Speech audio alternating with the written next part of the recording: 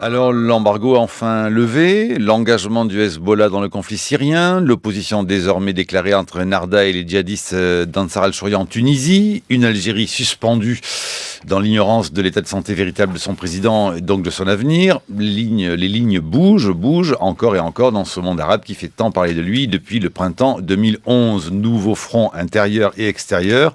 Le moins que l'on puisse dire, c'est que 2 ans après les révolutions, les armes n'ont pas été partout déposées, qu'à l'avenir pour cette région instable, quand, comment et par qui la fin des guerres, des conflits, des défiances et des doutes, dans quel état et avec quel visage en sortiront la démocratie, l'islam et l'identité arabe. Nous tenterons ce matin de répondre à toutes ces questions, et peut-être sans doute nous rendrons l'antenne vers 18h à peu près, pour faire le tour de tout cela, avec 2 éminents spécialistes de toutes ces questions-là et de la région. Hamadi Redissi, bonjour. Bonjour. Professeur de sciences politiques à Tunis, et notamment auteur de très nombreux ouvrages, La tragédie de l'islam moderne au seuil en 2011, La transition démocratique en Tunisie en plusieurs volumes chez Diwan Éditions en 2012. Et je précise que vous avez présidé l'Observatoire tunisien de la transition démocratique en 2011. Oui, je l'avais fondé avec des amis, voilà. et je n'en suis plus président maintenant. Voilà. Mais enfin, c'était... Mais vous avez été, et vous êtes toujours l'observateur évidemment, que l'on attend sur toutes ces questions. Et puis nous sommes en compagnie d'Akram Belkaïd. Bonjour. Bonjour. Journaliste, essayiste, spécialiste du monde arabe et d'économie internationale. Vous travaillez pour le quotidien d'Oran. On aura compris donc que vous êtes algérien, Afrique Magazine, Géo et Le Monde diplomatique. Et vous publiez Retour en Algérie au Carnet Nord, édition Montparnasse, des retrouvailles émouvantes, dit le sous-titre, mais je confirme à la lecture, avec l'Algérie d'aujourd'hui. Mais avant d'évoquer justement les situations et tunisiennes et algériennes, j'aimerais aussi qu'on change un peu d'ailleurs de regard parmi nos éminents orientalistes français que nous chérissons beaucoup au Matin de France Culture, avoir vos commentaires, vos analyses sur la situation de l'actualité la plus immédiate, si j'ose dire. D'abord peut-être la question syrienne avec l'embargo sur la livraison d'armes aux rebelles syriens qui expirera donc le 1er juin. Mais, parce qu'il y a toujours un mais, quand on parle de la Syrie, aucun pays européen ne livrera d'armes aux rebelles avant le mois d'août pour ne pas perturber la conférence internationale de Genève sur le conflit.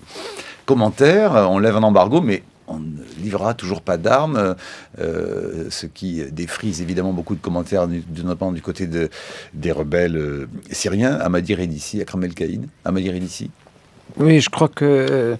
personne ne va défendre un dictateur sanguinaire comme Bachar al-Assad et son armée. Mais à la lumière de ce qui s'est passé en Libye, je pense qu'une levée de l'embargo sur les armes va peut-être donner la possibilité aux djihadistes en Syrie de renverser Bachar al-Assad et probablement d'instaurer une dictature religieuse, c'est mon point de vue, bien sûr.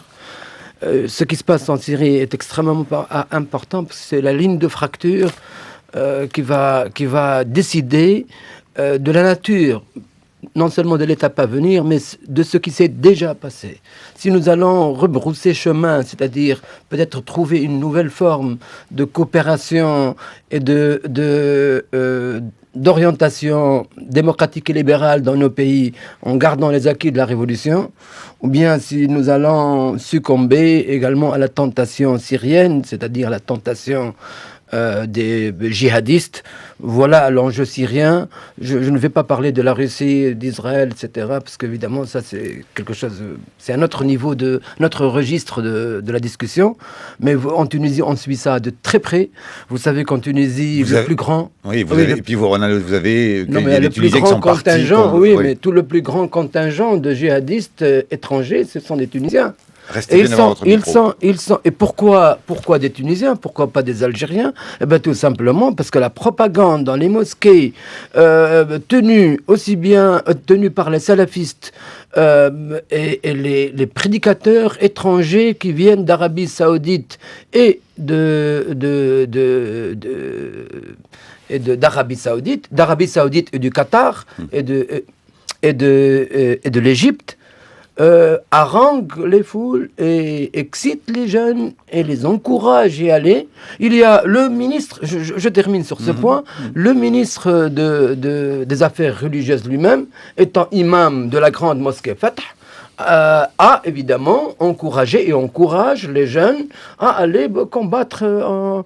Et d'après le ministre de l'Intérieur, ils sont près de 300 Tunisiens, mais je pense que ce chiffre est vraiment révisé à la baisse. Mais je crois qu'ils sont beaucoup plus que ça. Alors, Akram Belkaïd, est-ce que ça veut dire que cette levée d'embargo, de toute façon, arrive beaucoup trop tard, au risque, donc, du coup, d'armer ce que les puissances occidentales craignaient, malgré tout, à savoir le djihadisme? Est-ce que... Alors, on ne peut pas refaire l'histoire, la question va vous paraître sans doute stupide, mais donc ça veut dire qu'il aurait finalement, comme le demandaient les rebelles syriens, fallu livrer des armes beaucoup plus tôt pour davantage aider le début de la révolution syrienne inscrite au fond au nom d'une sorte de, on va pas dire de laïcité, mais de sécularisation, qui était un mouvement pacifiste. Du coup, trop tard, et vous partagez les craintes ou pas, d'ailleurs, d'Ahmadi Idrissi?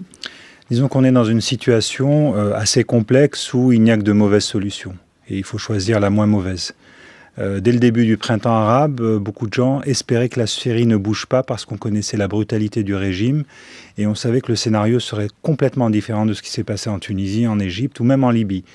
Et c'est vrai que la réussite, et parce qu'il faut dire ça, la réussite de Bachar el-Assad est d'avoir très vite fait en sorte que son interlocuteur, enfin son adversaire principal, soit les djihadistes et non pas les forces laïques, progressistes, qui ont essayé de s'exprimer au début et qui étaient multiconfessionnels, hein, j'insiste là-dessus. Qui ont marqué le début, voilà, on va dire, des mouvements, des manifestations très pacifiques, hein, souvenons-nous, il y a 2 ans tout de même. Voilà, hein. Qui étaient sunnites, alaouites, et y compris chrétiens, puisqu'il y a une importante communauté chrétienne. Demandant, au fond, une sorte de libéralisation Alors, des droits. Est-ce qu'il aurait fallu livrer des armes très vite? Je pense personnellement que ça n'aurait pas changé la situation parce que justement les djihadistes étaient dans une telle dynamique après ce qui s'est passé en Libye avec l'appui qui n'est pas anodin du Hezbollah.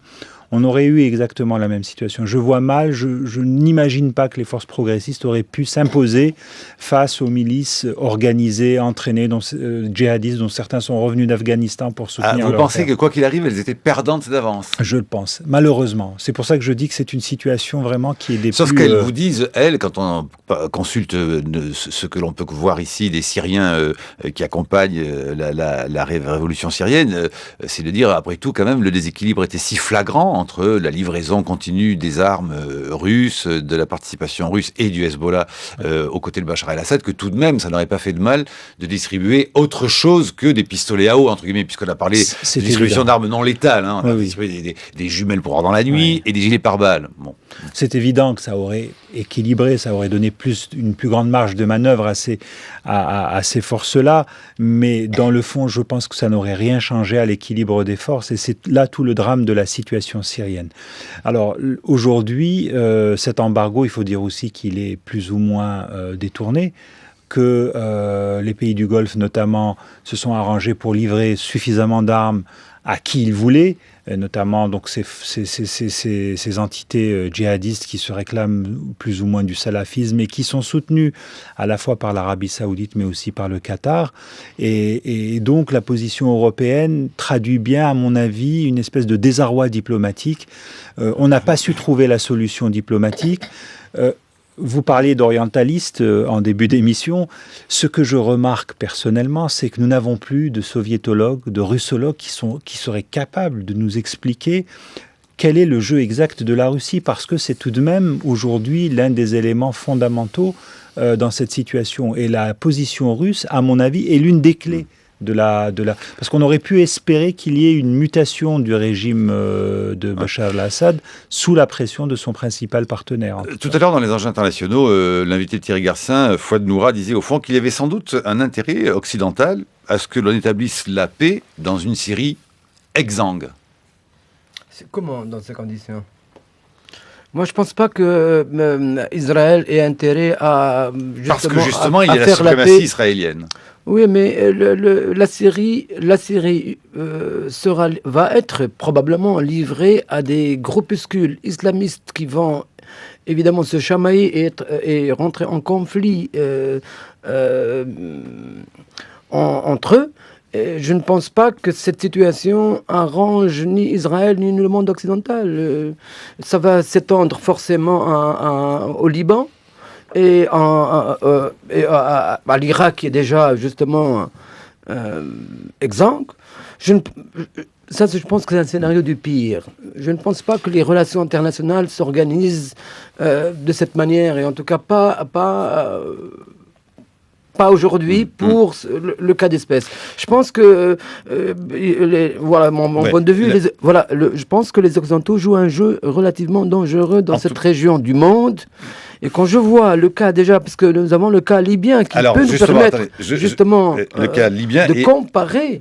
Et le cas aussi libanais, le pire étant toujours sûr. Je vous propose d'écouter le témoignage d'une jeune journaliste installée à Beyrouth qui vient de publier Il pleut sur Beyrouth chez Nova Édition et qui explique comment on est en ce moment vraisemblablement dans un tournant inévitable de l'entrée du Liban dans le conflit syrien. Il s'agit de Caroline Bourgeret au micro de Christophe Paillet. Il y a un cap qui a été franchi et moi, ça fait plus de 7 ans que je travaille ici. Je peux vous dire, sans dramatiser, qu'en ce moment, on sent vraiment la guerre arriver de façon malheureusement assez inexorable. En réalité, le Liban est impliqué dans la guerre en Syrie officieusement depuis le départ, que ce soit les pros ou les anti-Bachar. Ça fait bien longtemps que le conflit a dépassé la dimension peuple contre dictateur pour devenir un terrain d'affrontement pour les puissances occidentales, les pays du Golfe et Israël, contre l'Iran et son allié libanais, le parti chiite Hezbollah. Ça, c'est d'une part. D'autre part, la Syrie est aussi devenue le terrain de la guerre sunnite-chiite, avec l'émergence des mouvements salafistes puissants qui annoncent régulièrement avoir l'intention de venir nettoyer le Liban après en avoir fini avec la Syrie. C'est des mouvements qui ont des ramifications au Liban où beaucoup de combattants sont entraînés, armés et envoyés dans le pays voisin. Le cap franchi ce week-end, c'est donc le discours d'Hassan Nasrallah, chef du Hezbollah, qui a admis que ces hommes se battaient aussi en Syrie, ce qui, pour un parti qui fait partie du gouvernement, pose problème à une partie de la population libanaise. Le choix du Hezbollah est purement stratégique, il joue ici sa survie et fait tout pour ne pas se retrouver isolé de ses soutiens syriens et iraniens. Mais pour une partie des Libanais, ça revient à engager officiellement le Liban dans la guerre. La réaction a été immédiate, donc dimanche matin, avec ces 2 roquettes qui ont été lancées sur la banlieue chiite de Beyrouth. Et les tensions sunnites-chiites sont de plus en plus intenses. Je me trouvais il y a quelques semaines en reportage avec des salafistes dans différentes villes du pays qui évoquent carrément la possibilité d'utiliser des attentats suicides contre le Hezbollah. La population chiite a peur et on sent vraiment que tout le pays est sur la brèche, à 2 doigts de basculer dans le conflit communautaire. Voilà donc Caroline Bourgeret au micro de Christophe Paillet. Un mot de commentaire, Akram Belkaïd. Oui, le Liban comme dommage collatéral immédiat, mais surtout, à mon avis, cette situation explosive en Syrie traduit un autre calcul plus global, qui est qu'on a en toile de fond le dossier iranien. Amadi Redessi, un tout petit mot. Oui, je suis d'accord avec lui, mais le Liban est relativement protégé parce qu'elle a déjà fait une guerre civile et que chaque communauté a déjà son propre territoire. Me semble difficile que la guerre se propage au Liban. Oui, se propage avec les conséquences qu'on voit aujourd'hui en Syrie. Non, je pense pas. Puissiez-vous être entendu. On vous retrouve 8h16, c'est l'heure de la chronique de Brice Couturier. Bonjour Brice. Bonjour Marc. Le journaliste et écrivain Kamel Daoud, une des fortes têtes de l'intelligentsia algérienne, se moquait récemment sur le site Algérie Focus du dernier caprice du président Bouteflika. La plus grande mosquée d'Afrique.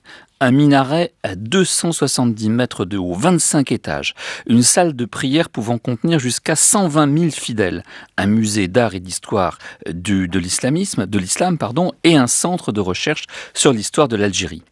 Un projet pharaonique à 1 milliard d'euros dont les travaux ont été confiés à une société chinoise. Bouteflika est tombé, écrit Kamel Daoud, dans cette sorte de mystique qui se préoccupe de la sépulture et de la construction de mosquées pour résoudre l'inquiétude du vivre. Et d'ajouter, cette même génération qui nous gonfle à l'hélium de l'hypernationalisme et du « tous contre la France » cherche aujourd'hui le salut du corps en France, mais le salut de l'âme par la mosquée. Ils fondent leur légitimité interne sur la guerre de décolonisation, mais c'est en Occident qu'ils mettent leur confiance, leur fortune et leurs espoirs de guérison. Fin de citation. Alors la disparition de Bouteflika sera-t-elle l'occasion pour l'Algérie de sortir de sa torpeur politique ? Nous allons à nouveau en parler. Mais changeons de pays et mettons le cap sur la Tunisie. Là-bas, on relève des réactions embarrassées à la Palme d'Or d'Abdelatif Kechiche. D'un côté, le ministère des Affaires culturelles félicite l'enfant du pays pour sa distinction. De l'autre, il écarte la possibilité que son film soit diffusé en Tunisie. On ne rigole pas avec l'homosexualité dans la Tunisie d'Ennahda. L'avocat Mounir Bahatour, chef du parti libéral tunisien, en sait quelque chose, lui qui dort en prison pour crime de sodomie. Soit dit en passant, on aimerait que les hommes de gauche, les hommes et femmes politiques de gauche, français, qui savent se montrer si courageux et avant-gardistes quant aux droits des gays et lesbiennes en France, fassent preuve du même esprit lorsqu'ils visitent leurs amis tunisiens ou marocains et ne ferment pas les yeux sur les persécutions dont sont victimes les homosexuels dans la plupart des pays musulmans. Au Maroc, justement, le Conseil supérieur des oulémas, instance présidée par le roi Mohamed VI, a émis le mois dernier une fatwa faisant du changement de religion, en clair de la conversion à une autre religion que l'islam, un crime puni de la peine de mort. Et ce ne sont pas là paroles en l'air. Jama Haït Bakri, un Marocain de 48 ans, vient de passer 7 ans derrière les barreaux pour avoir déclaré s'être converti au christianisme, et il lui en reste d'ailleurs 8 à purger. Il faut dire que les Pays-Bas, où il avait demandé l'asile politique en raison des risques que lui faisait courir sa conversion, le lui ont refusé. Retour en Tunisie, là-bas les islamistes sont au pouvoir régulièrement. Ennahda est arrivé en tête aux élections, mais le flirt politique entre ces islamistes modérés et les salafistes est lui en train de s'achever. Le Premier ministre Ali Laharayed a déclaré la semaine dernière que le principal défi pour son pays est la montée de la violence salafiste. Le congrès annuel du mouvement Ansar el-Sharia a été interdit. Le nouveau ministre de l'Intérieur, Lofti Benjeddou, applique envers ces islamistes une politique de fermeté qui contraste avec celle de son prédécesseur. Quant à Samir Dilou, le ministre des Droits de l'Homme, il explique, je le cite, « Il est très difficile d'affronter des groupuscules qui n'acceptent ni la loi ni le principe même de l'État. » Ces djihadistes appellent à la théocratie dans un nouveau califat regroupant les pays islamistes. Fin de citation. Mais attention, le djihad armé est déjà présent sur la frontière entre Tunisie et Algérie avec la Katiba Okba Ibn Bnafa qui pose des mines dans la région du Jebel Jahambi et a fait une vingtaine de victimes parmi les membres de la garde nationale et de l'armée. Alors monsieur Hamadi Redissi, vous avez admirablement décrit les causes historiques et philosophiques qui font des pays majoritairement musulmans des exceptions dans le monde moderne. Plus que les autres, dites-vous, ils auraient des difficultés particulières à s'extraire du théologico-politique, à séparer gestion du corps, gestion des corps et salut des âmes.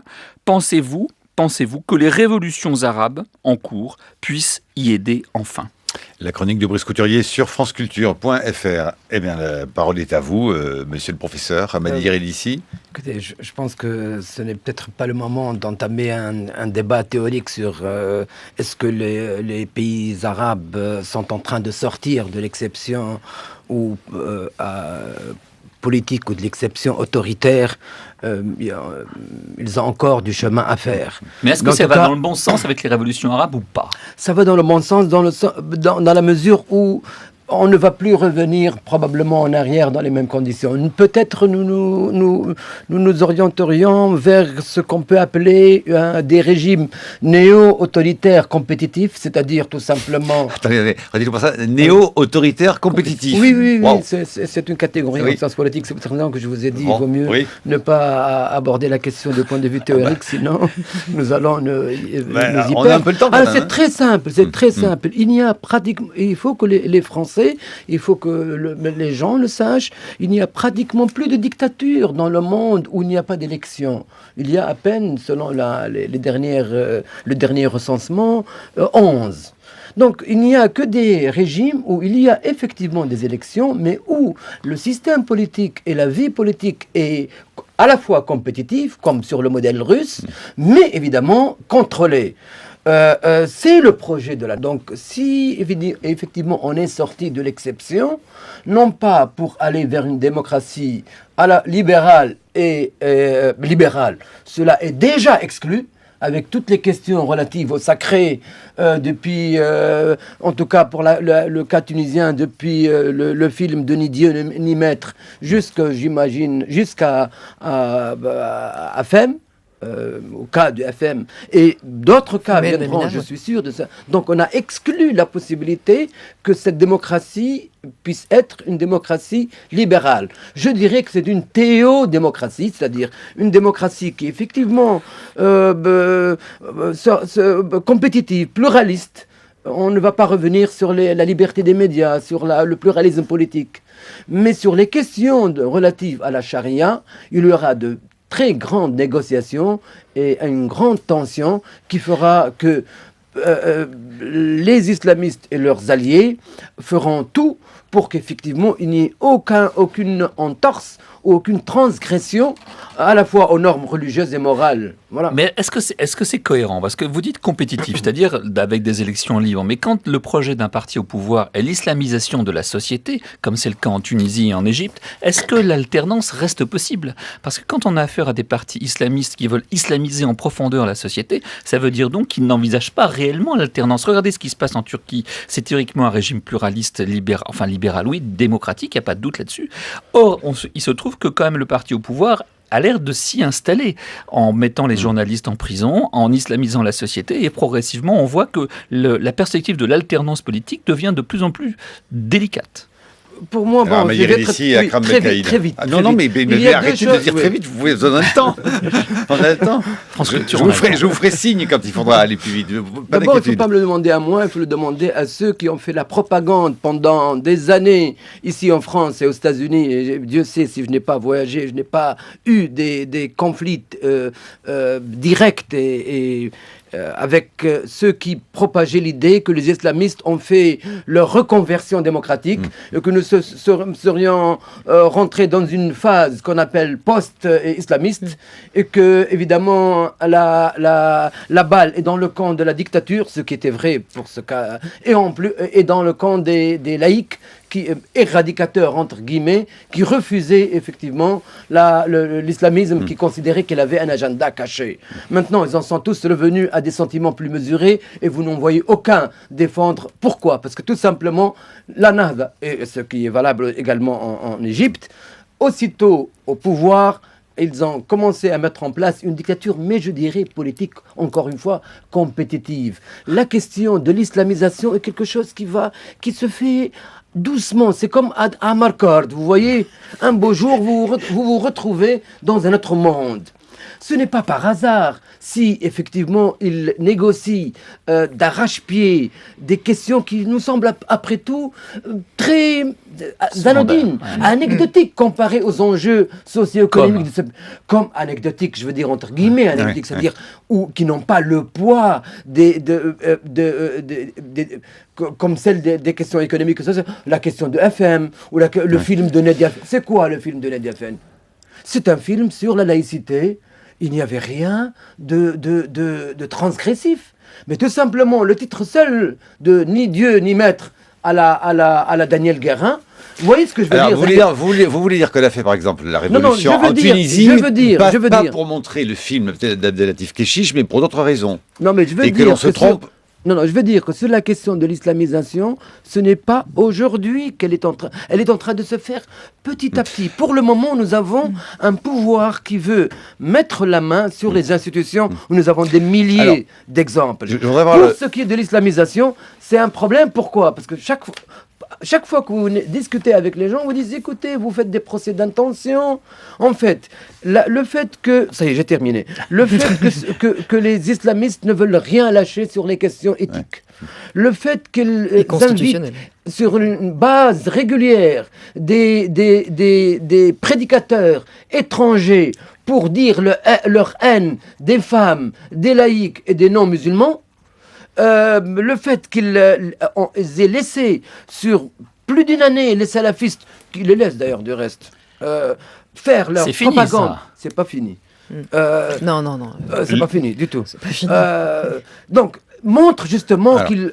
Les écoles coraniques, le fait qu'on ait redonné à la Zitouna une autorité pleine et entière sans aucun contrôle d'aucune... Vous n'avez jamais vu ça. C'est comme s'il était aux États-Unis d'Amérique. C'est-à-dire vous avez une université religieuse qui ne dépend d'aucune autorité de tutelle. Tout ça, ces petits riens, entre guillemets, ces forment un puzzle. Et ce n'est pas aujourd'hui que j'aurai raison, c'est j'aurai, entre guillemets, c'est-à-dire les gens comme moi, qui sont aujourd'hui minoritaires, n'est-ce pas? C'est pas aujourd'hui qu'on a raison, mais qu'on aura raison dans quelques temps, et les gens le sauront, qu'effectivement, un jour, le système sera totalement verrouillé. Merci. Il attend patiemment son temps de parole. Pas de souci. Akram Belkaïd, sur toutes ces questions-là, et avec quelque chose de comparatif avec l'Algérie. Si c'est oui, possible. Alors plusieurs points. D'abord, je m'étonne toujours de l'impatience qu'on ressent un peu en France, notamment sur les révolutions arabes. On voudrait que le monde arabe, après, disons, 50 ans de dictature et de régime autoritariste, arrive immédiatement dans la démocratie, dans le pluralisme. Oubliant que la Révolution française a duré à peu près, on va dire, 70 ans, si on le prend comme ça. Oui, alors moi je dis souvent que la Révolution française s'est terminée en 1945, et puis voire en 1980, quand la gauche française a accepté les institutions. Donc les transitions politiques, c'est jamais un fleuve tranquille, surtout quand on sort de dictatures telles qu'on les a connues. N'oublions pas ce qu'était la Tunisie de Ben Ali. On a l'impression d'avoir oublié la manière dont les Tunisiens ont été traités. Vous avez fait un article dans ce sens, vous dites on ne peut pas dire que c'était mieux avant. Mais bien entendu, je veux dire qu'il était interdit de critiquer la moindre chose, on pouvait se faire embarquer pour un oui, pour un non. Alors aujourd'hui, c'est la bagarre. C'est une bagarre, c'est une transition politique. On a en face de soi un camp qui est déterminé effectivement à imposer de manière plus ou moins insidieuse une dictature qui ne dit pas son nom. Eh bien, il faut se battre. Il faut se battre sans désespérer, sans reculer, et en utilisant toutes les possibilités que donne aujourd'hui la situation. Et la Tunisie, aujourd'hui, moi, effectivement, on peut être inquiet par rapport à ce qui se passe, mais en même temps, c'est un bouillonnement qui inspire l'optimisme. C'est-à-dire que les gens, on a une société civile qui se bat, on a des gens qui sont décidés à ne pas se laisser faire. Il y a les femmes notamment qui sont extrêmement actives. Les jeunes chômeurs dans les entreprises, les mouvements sociaux, on oublie la dimension sociale, les grèves dans les entreprises, les gens qui disent « moi ça suffit, je veux plus être payé à un salaire de misère parce que ça sert à exporter en Europe ». Et et toujours les immolations aussi du voilà, coup, qui bien n'ont sûr, pas terminé. Mais c'est une situation qui n'est pas prête de se calmer. Alors, sur la question... Et vue de France, sur la Tunisie, vue de France, on accuse, par exemple, le président actuel, Monsef Marzouki, de jouer le jeu de Enarda. Et quand lui, nous l'avons notamment rencontré à Tunis, il dit « Mais qu'est-ce que vous voulez que je fasse, moi? Que je jette la moitié de la population à la mer ?» Alors, comment vous analysez ça, vous? Restez assis à votre place, ça va dire ici. Il se lève. J'allais arriver à ce point-là. Je pense que... Alors, l'autre question, c'est qu'on ne peut pas faire abstraction de la nature et de la réalité d'un peuple, que ce soit son substrat culturel et religieux. Et religieux, en l'occurrence. Bon. Rien ne changera dans les pays musulmans tant qu'on n'aura pas aussi un mouvement, alors je ne sais pas comment on pourrait l'appeler, mais réformiste, qui viendrait de l'intérieur de l'islam, qui aurait la légitimité pour ce faire. Ça a déjà existé par le passé, on sait que l'exégèse coranique s'est arrêtée au IIe siècle, mais quand on regarde les textes de l'époque, les textes sur la raison, sur le libre arbitre, on se dit que le matériau existe pour que, justement, les sociétés musulmanes puissent évoluer. Elles n'évolueront de manière, à mon avis, définitive que lorsque cette dynamique sera à la fois initiée par ce qu'on appelle aujourd'hui les forces laïques, mais aussi à l'intérieur du corps religieux. Ça veut dire quoi? Ça veut dire que, grosso modo, l'affaire n'est pas toute réglée. On va au-devant d'affrontements assez importants. Il y a des textes aujourd'hui, il y a de nouveaux penseurs en islam. Les textes de Mohamed Harkoun sont là pour nous montrer une voie parmi tant d'autres. Donc, effectivement, moi, je pense qu'il y a les ressorts et les leviers pour que les sociétés musulmanes puissent progresser. Et on l'a vu d'ailleurs pendant les périodes coloniales. Je veux dire que même en société musulmane, on a vu émerger des idéologies laïques, le Parti communiste, le Ba'ath. Alors, moi j'entends bien ce que vous dites, mais comment réagissez-vous au fond aux commentaires, à l'analyse, au regard, on va dire occidental ou français sur ces situations-là, qui disent, après tout pourquoi pas, mais qui craignent, voyant au fond l'islamisation des sociétés nord-africaines, au fond le fameux débordement sur l'Europe. On voit bien que l'intervention aussi, par exemple, au Mali est guidée par cela, et que finalement, il y a aujourd'hui un un sentiment de cet ordre-là qui est on ne peut pas regarder tranquillement le bouillonnement que vous décrivez de la Tunisie jusqu'à l'Égypte parce que ça va nous retomber dessus, entre guillemets. C'est comme ça qu'on entend, au fond, les commentaires aussi de ce côté-ci. Alors, qu'est-ce que vous répondez-vous à ça et à cette inquiétude, au fond, occidentale, née, au fond, après tout, et nourrie depuis le 11 septembre 2001 ? C'est une manière de voir les choses qu'on ne peut pas critiquer. C'est normal. Quand ça va mal chez votre voisin, il est quasiment sûr que vous ayez à en subir les conséquences. Simplement, si on parle de l'Europe, lorsqu'il y a eu les révolutions arabes en Tunisie, en Égypte, quelle a été la proposition politique de l'Europe à l'égard des pays du sud de la Méditerranée ? Moi, je ne vois pas le projet politique qu'on propose aux pays du sud de la Méditerranée. Quand le mur de Berlin est tombé, on s'est dépêché de mettre en forme un projet, alors qu'on peut accepter ou pas, d'intégration des pays de l'Est, avec à la clé des fonds structurels qui ont aidé ces pays-là à se développer. Aujourd'hui, l'offre européenne à destination des pays du sud de la Méditerranée, qui sont les voisins, c'est-à-dire ce sont des gens qui sont dans la coprospérité normalement avec l'Europe, elle est franchement ridicule. L'Europe est inaudible par rapport au Maghreb, et c'est ça qui pose aussi problème, parce que l'enjeu, il n'est pas uniquement religieux ou politique, il est économique. Les gens veulent du boulot, veulent travailler. On a Sidi Bouzid, aujourd'hui, c'est exactement la même situation qu'il y a 3 ou 4 ans, c'est-à-dire des chômeurs, voire pire, des chômeurs, des gens en attente d'un changement fût-ce imperceptible dans leur vie. Voilà, il y a eu d'ailleurs des manifestations très importantes en Algérie, pas plus tard que hier, entre autres, manifestation à proximité des bureaux du Premier ministre, brutalement réprimés par les forces de l'ordre dimanche matin. Les manifestants voulaient protester contre un dispositif de pré-emploi et demandent tout simplement du travail et non pas du pré-travail. Caroline Forest. Oui, enfin, je pense qu'il faut juste arriver à mettre chaque chose à sa place, c'est-à-dire que d'un côté, il y a la vision diplomatique et sécuritaire d'un risque éventuel, effectivement, de violence, mais quand vous dites, Monsieur Belkaïd, qu'il faut arrêter d'être impatient, mais c'est l'impatience des Tunisiens, des Égyptiens qui nous parvient. Et donc, en tant qu'intellectuel humaniste, on est aussi censé être sensible à leur impatience et pas détourner le regard sous prétexte, comme jadis, de stabilité ou aujourd'hui d'exotisme différentialiste. Donc, on essaie de partager cette impatience, encore une fois, en forme de solidarité, en ayant, mais vous avez raison d'insister, la compréhension des défis majeurs qui se lèvent et qui mettront du temps, et avec un optimisme raisonné, c'est-à-dire qu'effectivement, par rapport à l'Algérie, et je voudrais vous entendre aussi là-dessus, ce qui rend plus optimiste sur la Tunisie, même avec les reculs de temps en temps ou avec les désillusions actuelles, c'est qu'au moins les démocrates progressistes tunisiens ne sont plus dans ce cercle infernal où sont encore les Algériens, choisir entre la peste et le choléra tout le temps, choisir entre l'autoritarisme et l'alternative islamiste. L'alternative autoritaire a été levée. Il ne reste plus que l'alternative islamiste et donc il y a une possibilité peut-être d'un front progressiste qui ira un jour vers un État réellement civil qui peut se rassembler, même si on sait que tant qu'ils ont les manettes, les islamistes au pouvoir feront tout pour que cet état civil n'ait pas lieu. Et là, la question de la réforme interne à l'islam, même si elle existe, et vous avez raison, il y a tous les penseurs, il y a, contrairement à ce que pensent les déterministes, il y a tous les intellectuels pour penser la réforme de l'islam de l'intérieur, mais tant qu'il n'y a pas les conditions politiques d'un état civil, ça n'existera pas. Mais j'ai envie de vous entendre, vous, d'un mot sur la situation actuelle algérienne. Ce président algérien qui vient se faire soigner en France, et dont on ne sait toujours pas s'il est vivant ou s'il est mort, quelle est votre intime conviction ? Et est-ce que la levée de l'hypothèse Bouteflika, un jour, ça finira bien par arriver, que voyez-vous derrière ? Est-ce qu'on peut espérer que ce ne soit pas, là aussi, la peste qui succède au choléra ? Alors, Akram Belkaïd. Alors, sur Bouteflika, j'ai pas d'informations, j'ai pas de scoop à vous livrer. Personne n'en a. Si ce n'est que je pense qu'il est, d'après ce que je sais, qu'il est toujours en France et qu'effectivement, on s'agite dans les cénacles du pouvoir algérien pour préparer sa succession. On prépare clairement une succession. Bien entendu. Il serait vraiment très étonnant de le voir revenir aux affaires. Alors oui, effectivement, on est à la croisée des chemins pour ce qui est de l'Algérie. Pourquoi ? Parce que c'est un pays qui a déjà connu une épreuve assez difficile dans les années 90 et qui n'a rien réglé, mais absolument rien, de ses problèmes fondamentaux.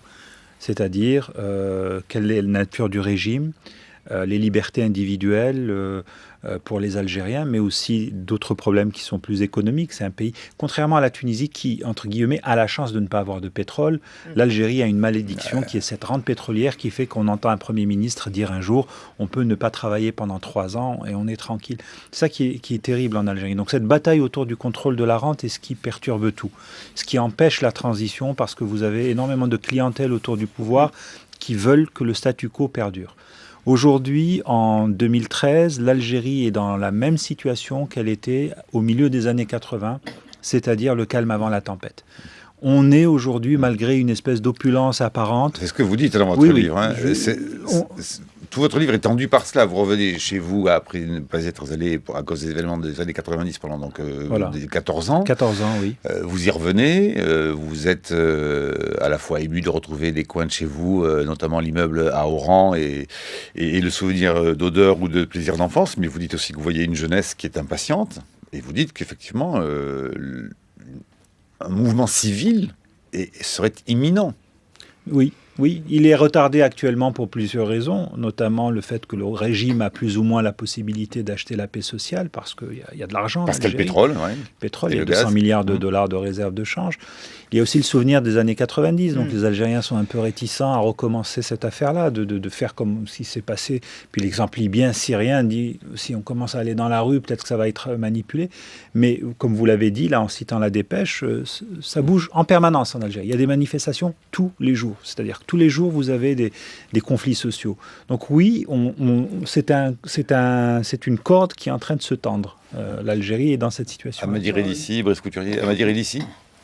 Justement, d'un mot pour l'Algérie, j'espère que l'Algérie fasse le chemin que le Maroc est en train de faire, c'est-à-dire de réformer de l'intérieur du régime. C'est quoi le problème de la Tunisie? C'est que les réformes, au lieu d'être menées d'en haut, comme on dit, comme les révolutions par en haut, ou les transitions par en haut, comme en Russie et ailleurs et dans d'autres pays, elle a été faite par le bas et de façon désorganisée, de sorte que le processus n'est plus contrôlable. L'Algérie, comme le Maroc, ont la chance, maintenant ils ont le précédent tunisien, pour qu'ils puissent prendre les mesures qui anticipent sur l'ouragan, la surprise, qu'ils auront sûrement, parce que s'ils continuent comme ça, je ne pense pas qu'ils puissent tenir encore leur pays dans ces conditions. Juste pour revenir, je suis tout à fait d'accord avec vous deux sur le fait qu'effectivement en Tunisie il y a un grand potentiel de résistance à la dictature politique et religieuse. Vous avez compris que j'ai fait la distinction entre les deux, grâce justement à une société civile très active. Et moi je veux vous dire, les femmes, les laïcs, les syndicats, et maintenant, l'opinion publique s'est complètement retournée contre les islamistes et il y a de très fortes chances pour que la Tunisie soit définitivement le tombeau de l'islam politique, c'est-à-dire l'islam politique que nous avons dû depuis un moment. Mais considérant que les islamistes au pouvoir échouent de toute façon, même sur la question économique. Oui, on n'a peut-être pas le temps, mais déjà, nous n'avons aucun échéancier. Vous imaginez, et là, vous aviez raison, Forest, de le dire, nous n'avons même pas de date pour les prochaines élections. La Constitution est... tout est renvoyé sine die. Maintenant, vous êtes au courant, le président de la République a dit, dans une interview accordée à un journal égyptien, que les élections auront lieu probablement en 2018. C'est bien. Justement, je voulais vous interroger, Amadir Elissi, parce qu'il y a une très grande complaisance en France, justement, pour le discours mièvreux de Monsef Marzouki quand il vient dans les médias ici, qu'il ajoute « je fais ce que je peux avec ce que j'ai en Tunisie », mais je sais qu'en Tunisie, on n'est pas dupe de la façon dont il a aidé Enarda à ce point-là. Enfin, ça dépend dans quelle Tunisie. Parce que c'est toujours pareil, ça. À la Barça, évidemment, on n'aime pas Marzouki, mais la Tunisie ne se résume pas aux côtes de la Méditerranée. Je parle des démocrates. 2% aujourd'hui, il a 2% dans les sondages. Non, il était à 2% dans les sondages. Regardez François Hollande, il n'est pas beaucoup mieux. D'accord, 2%, c'est pas 25%. Il remonte. Pardon Marc, juste je finis ma question. Pardon. Monsef Marzouki est un de ceux qui s'est engagé, et Yad Ben Achour peut en témoigner, est un de ceux qui a refusé de rendre la Constitution avant une date limite. Oui. Et il est en train de garder un pouvoir de façon totalement illégitime, alors que cette date est largement dépassée depuis plusieurs mois. Et lorsque, après la l'assassinat de Choukri Belaïd, il y a eu les conditions d'un gouvernement d'union nationale qui allait vers les élections. Son parti a joué un rôle terrible pour aider Ennahda à rester en place avec ses leviers.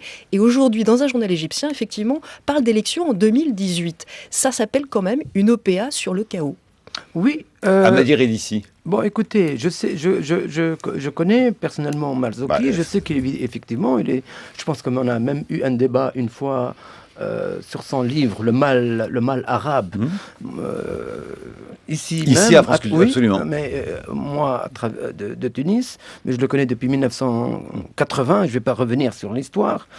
Effectivement, il est engagé sur la question des droits de l'homme, mais c'est un président d'abord sans autorité. Deuxièmement, je ne dirais pas autoritaire pour faire un jeu de mots, mais c'est un homme inconstant. Marzouki, Ranouchi, sur la question du double langage, comparé à Marzouki, c'est un enfant de cœur. Et il est, pardon, juste un mot, la dernière, ça c'est la dernière sortie, mais l'avant-dernière, c'était quand les partis se sont réunis pour dialoguer ensemble. Qu'est-ce qu'il leur sort? Il leur sort que les filles, il ne voit pas, il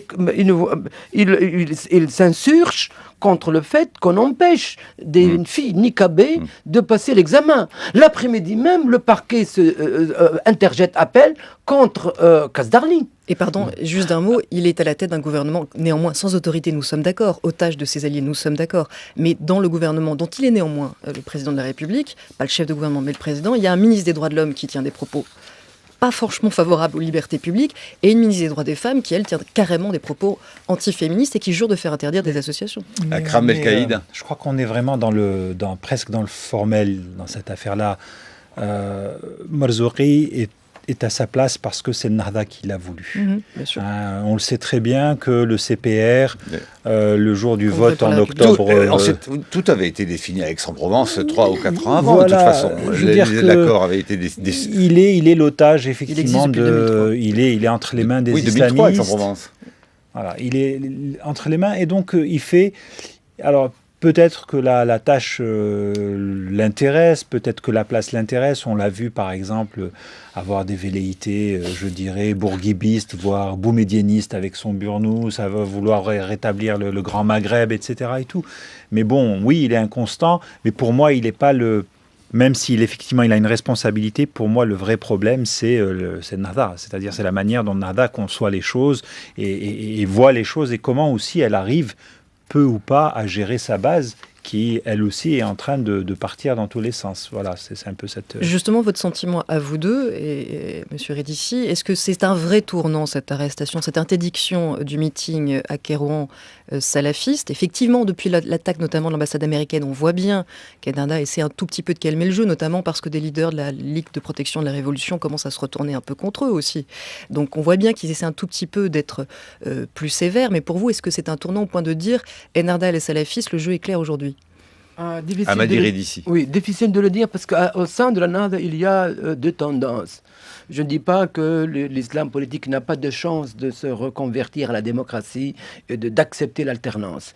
On essaie de nous vendre l'AKP, le modèle turc. Je ne sais pas si vous avez été... J'imagine que tous vous avez été en Turquie. Ça n'a rien à voir avec la Tunisie. Bon, je ferme cette parenthèse. Il y a effectivement deux tendances dans l'Ennahda, et une partie de l'Ennahda veut effectivement se normaliser.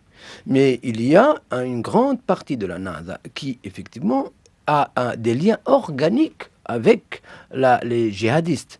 Je veux seulement dire que Ansar al-Sharia... Le Premier ministre, pardonnez-moi, juste le Premier ministre, effectivement, Rachid Ranouchi, a dit... c'est le chef de Ennahda, Rachid Ranouchi, a indiqué notamment qu'il souhaitait rallier les franges modérées de la mouvance djihadiste tunisienne. Je pense qu'un tri se fera entre les franges modérées, dit-il, qui refusent de s'opposer à l'État, et les autres, Amadir Edissi. Bon, c'est simple. Pour lui, les franges modérées, c'est ceux qui cassent du laïc sans s'en prendre à nous, c'est les bons. Voilà, tout simplement. Le problème, c'est qu'ils ont été surpris par deux choses. La première, c'est le fait qu'un commissaire de police ait été égorgé par des salafistes. Et les ont arrêtés, ce sont des salafistes. Le principal suspect dans l'assassinat de Choukri Belaïd, apparemment, et salafistes, d'après le ministre de l'Intérieur. Les salafistes ont fini par ceinturer et miner Jbal Shaabi, où ils sont depuis le mois de décembre. Donc c'est le casus belli, ce n'est pas la Nahda qui l'a choisi, c'est tout simplement les salafistes djihadistes. Le Premier ministre a déclaré au Qatar que c'est un parti terroriste. Une fois qu'il est retourné en Tunisie, il a dit non, ce n'est pas un parti terroriste. Il y a quelques terroristes, il y a seulement quelques membres d'Ansar al-Sharia qui sont des terroristes. Au même moment, il le dit, il y a un certain Mohamed Hassan, qui est un prédicateur égyptien, qui fait ce que j'appelle la visite guidée des mosquées. De l'aéroport, il est accueilli officiellement, il fait la visite guidée des mosquées, il fait tous les mosquées de Tunisie, et il harangue les fidèles pour aller justement en Syrie, pour dire ce que je appeler au djihad, c'est ce qu'on voulait dire. Donc vous me dites, terminé, pas terminé. Un dernier élément, le porte-parole de Ansar al-Sharia a été libéré séance tenante, par contre Amina est encore en prison. Vous voyez, bon. Je voudrais qu'on termine aussi donc, pour évoquer l'Algérie avec Akram Belkaïd. Écoutez ce tout petit extrait, c'était sur France Inter, le magazine Interception du 15 mai 2011, où Lionel Thompson enregistrait une famille algéroise commentant un discours à la nation de Bouteflika juste avant les élections législatives.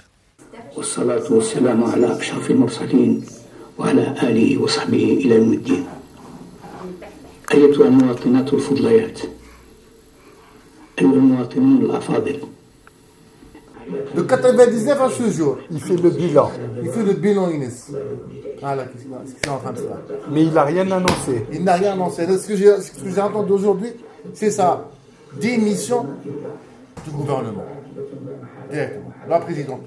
C'est ce que vous attendiez aujourd'hui. Voilà, c'est ça. À la fin. Il paraît quand même affaibli. Sa voix, c'est pas sa voix habituelle. Hein. Il a 73 ans.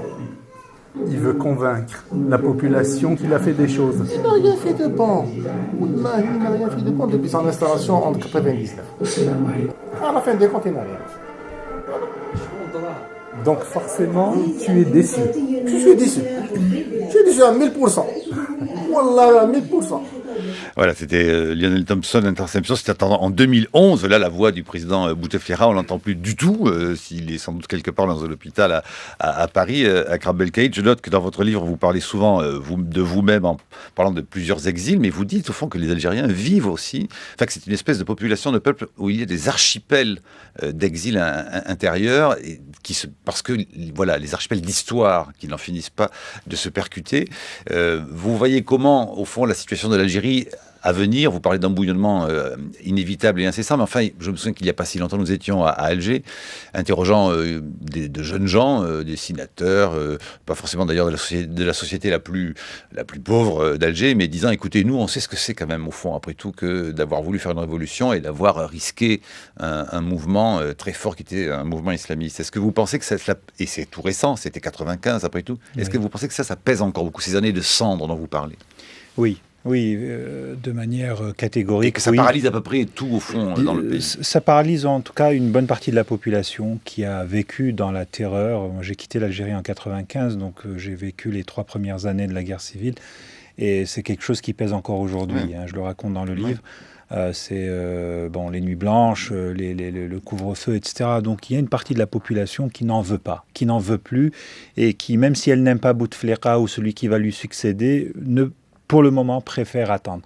On a calculé, enfin, il y a des psychiatres algériens qui estiment aujourd'hui qu'il y a entre 2 à 4 millions d'Algériens qui se baladent avec des stress post-traumatiques non soignés. Donc vous imaginez à quel point les dégâts que ça peut occasionner dans la société.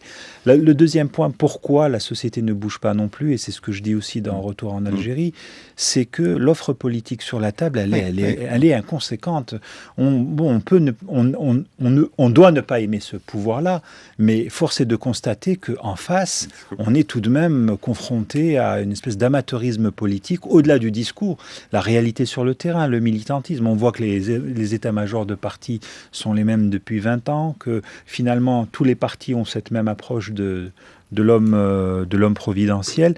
Voilà pourquoi le seul point d'optimisme sur l'Algérie, ce qui me fait rester optimiste, c'est le dynamisme et l'énergie qu'on sent chez la jeunesse.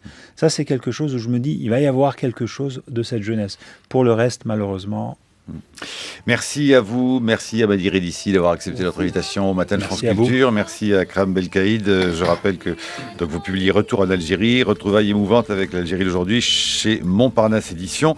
D'un petit mot pour finir sur une note un peu drôle. Alors, y a-t-il, oui ou non, du merlu et du merlan en Méditerranée à Kram Belkaïd? Je viens de me rendre compte que ce que nous autres Algériens appelons du merlan, c'est effectivement du merlu. Ah. C'est une dispute que j'ai eue avec Jean-Claude Guilbault, voilà, qui n'en finissait pas. Qui n'en finissait pas. Vous gardez le dernier mot, parce que vous vous dites, maintenant, après vérification, il y a et du merlu et du merlan. Voilà, exactement. Abadir, si vous vouliez qu'on termine avec la bande-son du film d'Abed Latif Keshish, palmé à Cannes dimanche, on ne l'a pas encore sous la main. Je m'en réjouis, c'est la Tunisie de la différence, de la liberté contre la Tunisie bigote et réactionnaire. Voilà, nous y reviendrons évidemment sur ce.